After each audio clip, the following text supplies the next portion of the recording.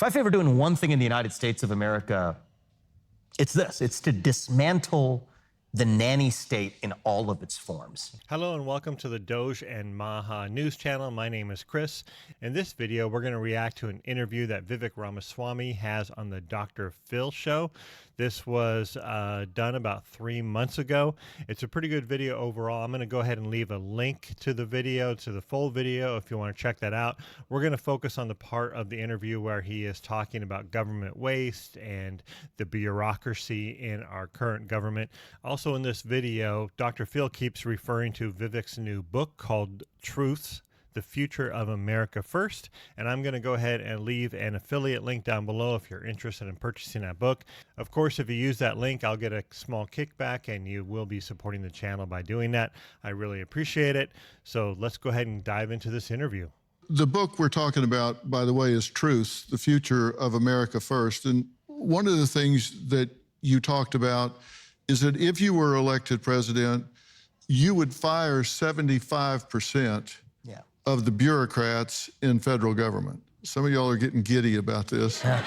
You would get rid of the Department of Education, the FBI, EPA, that you would just get rid of, which would be millions of jobs. Would there be unintended consequences if you did that? Not saying you shouldn't, but... No, yes, there would be. That's the honest truth. Because the way I look at it is, so I'm going to draw the analogy from the conversation we were just having about free speech. So in the realm of speech, think about it in this way. One risk is that you say too much and you offend people. I did a lot of that during the presidential campaign. That's one risk. The other risk you could take is that you're really careful with what you say, but you don't say enough. You censor yourself too much. There's good and bad about both. But right now, I think the risk that we ought to take is the one that unfilters yourself and just says what you have to say in the open. And sometimes you're going to step on some landmines, but I think that's the risk you have to take today in America. Similarly, when it comes to reforming the federal government, one risk is you don't cut enough fat.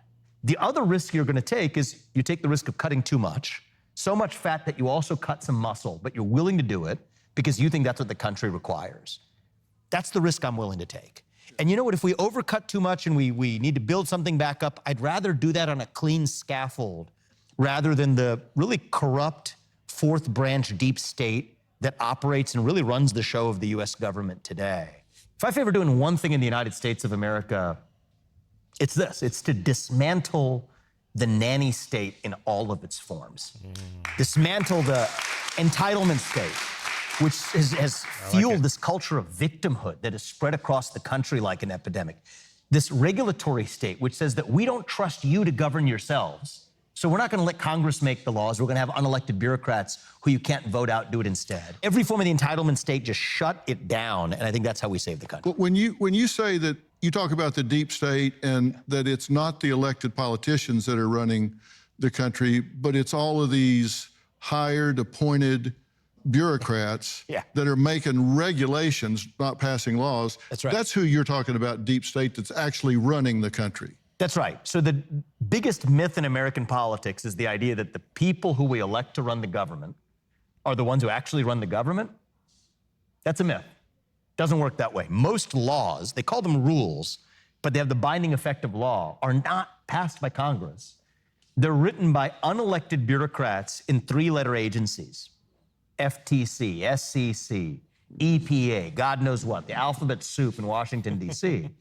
They were never elected to their position.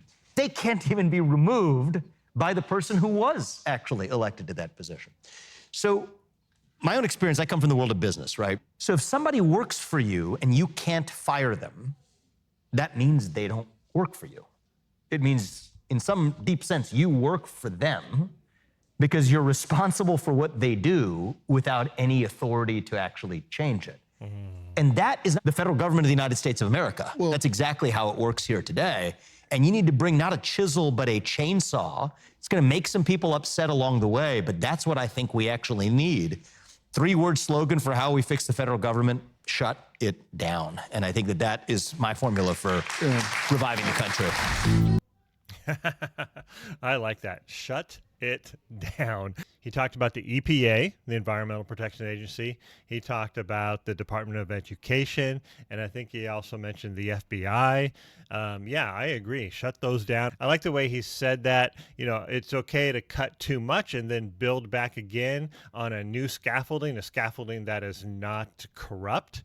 I think that's a great idea, actually. I'm okay cutting too much. I'm okay with that. What do you guys think? Does that make you nervous if we cut too much? I'm okay cutting it all and starting from scratch.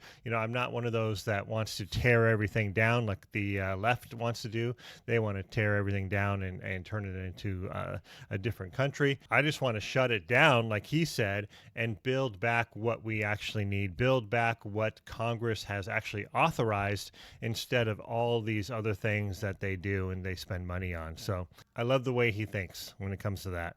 Let's go ahead and see what else he has to say. In the book Truth, you say there are 3 branches of government, not 4. Yes. And you have 5 truths under them. And number 1 is people we elect to run the government no longer are the ones who run the government. And 2, 3-letter government agencies write rules that constrict Americans. 3, federal agencies like the SEC draft and enforce regulations, but also adjudicate disputes through in-house judges, which defies separations of power because they're setting the rules and then adjudicating them, and that's not how it works. Then 4th, there's a shift of power away from Congress, which reflects a return to monarchical worldview of Europe. And then 5, correcting overgrowth, it will require large-scale firings and shutdowns of existing agencies. Let's go ahead and pause on this real quick. Dr. Phil read them all out loud, but I thought number 3 was really interesting. The federal agencies like the SEC, they draft and enforce regulations, but also adjudicate disputes through in-house judges, defying separation of powers principle in the U.S. Constitution, which the Supreme Court just ruled is illegal. Wow. I never really thought about that before, but yeah, that's true. I mean, they set their regulations and then they have in-house judges that adjudicate any disputes that you might have. So really, there is no separation of power. I mean, you're basically at the mercy of these regulators, because they make the rules and then they also judge whether or not you are following them. So yeah, number 4, the shift of power away from Congress. So instead of Congress actually having the power to make the rules, these unelected bureaucrats have the power. And number 5, he says, correcting overgrowth, it will require large-scale firings and shutdowns of existing agencies. Yeah, I don't think you can go into the agencies and basically rebuild them from the top down. I mean, it is a cancer that is within the agencies. You basically need to shut them down and start over again. I'm not exactly sure how to rebuild them in a way that is not corrupt, but I'm sure someone smarter than me can figure that out, like Vivek Ramaswamy. Exactly. There are 5 key takeaway messages from each chapter that are actionable. So when you're mentioning the deep state and someone calls you a conspiracy theorist, as I've been called, for bringing up these themes, it's actually a boring description of reality. The fact of the matter is there are tens of thousands of regulations, but only hundreds of laws. Well, who made those regulations? It wasn't the people you elected. They're constricting the scope of what Americans are able to do. They're harming everyday businesses. And the way we're going to fix it isn't going to be small-scale change. It's going to be large-scale change that will be bumpy.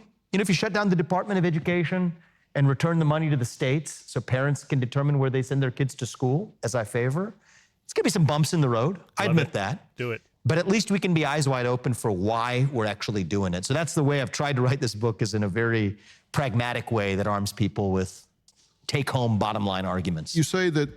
Have you experienced that before? I know I have. We had the local city come after us regarding their implementation of wetlands regulations. And come to find out, we spent a couple $1,000s, and come to find out that the city was way off on their judgment of this because the people that were looking at it honestly really didn't have the knowledge to kind of enforce these rules. And so we ended up spending a few $1,000s with consultants and whatnot. And it was really frustrating, a waste of time and a waste of money. And so I'm sure thousands, millions of people have dealt with things like this, where you have the bureaucrats coming in. They're not only enforcing the rules, they're adjudicating the rules. There really isn't a way for us to kind of fight back against some of this without spending tons of money in a court. So it's really frustrating. and I would love to see a lot of this bureaucracy cleaned up. Well, like I said, I just wanted to show you the part of the interview where Vivek is talking about America First, cutting spending and cutting the government agencies, for example, the FBI, EPA, Department of Education, that kind of thing. The full interview is really interesting when he's talking about the other chapters in his book called Truths. So if you want to check out the full interview, like always, I do have a link below to the full interview. Check that out. Also, if you're interested in Vivek's book, I have a link to that for an Amazon affiliate link. Check that out as well. And once again, if you are interested in this DOGE movement as much as I am, I'm going to be putting out videos almost every single day regarding DOGE. So if you want to like and subscribe to this channel, please do that. Hit that notification bell so you're notified every time I put out a new video. If you do want to watch other videos regarding DOGE, I do have a DOGE playlist right here. Go ahead and check that out. Also, if you want to subscribe, go ahead and click on this button right here. Thanks a lot for watching, and I'll catch you on the next one.